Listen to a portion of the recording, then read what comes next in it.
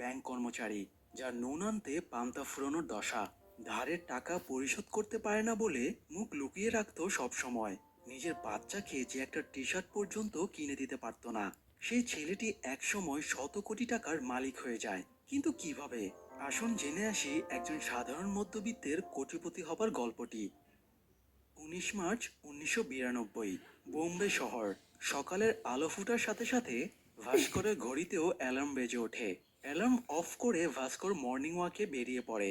Morning walk শেষে টুকটাক জিনিস কিনে যখন সে বাড়ি ফিরছিল, তখন সিবিআই অফিসারেরা তার রাস্তা আটকে দাঁড়ায়। চিফ ইনভেস্টিগেশন অফিসার লক্ষণ রাও ভাস্করকে গাড়িতে তুলে নেয় এবং বলে তার বিরুদ্ধে ইনকোয়ারি হবে। এরপর ভাস্করকে নিয়ে মাগাধা ব্যাংকে চলে যায়। ভাস্কর মূলত এই ব্যাংকেই চাকরি করত। দুদিন আগে সে এখান থেকে রিজাইন করেছে।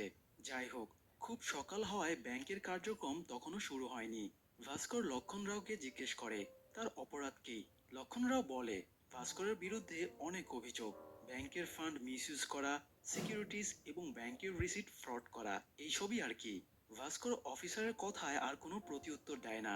সে তাদের ইনকোয়ারি চালিয়ে যেতে দেয়। এই সময় ভাস্করের কাছে তার স্ত্রীর ফোন আসে এবং জানায় সিভিআর এর লোকেরা তাদের বাড়িতে সার্চ করছে।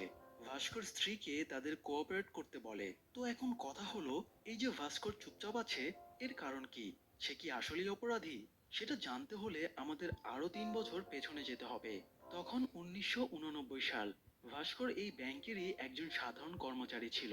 তার মাসিক বেতন ছিল মাত্র ৬,০০০ টাকা, আর ব্যাংক লোন ছিল ৩৬,০০০ টাকা। সেই সাথে টুকটাক ধার বাকি তো ছিলই।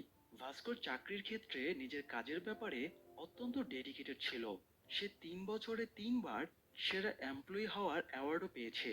আপাতত তার টার্গেট এমআরএম বা অ্যাসিস্ট্যান্ট রিজিওনাল ম্যানেজার পোস্টের উপরে, কারণ ১ মাস পরে বর্তমান এমআরএম রিটায়ার করবে।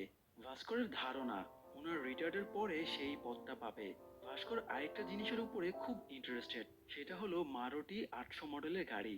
এই গাড়িটা ব্যাংকের সম্পত্তি। গাড়িটা যার ছিল সে এটার লোন শোধ করতে পারেনি, তাই ব্যাংক গাড়িটা সিজ করে এখানে ফেলে রেখেছে।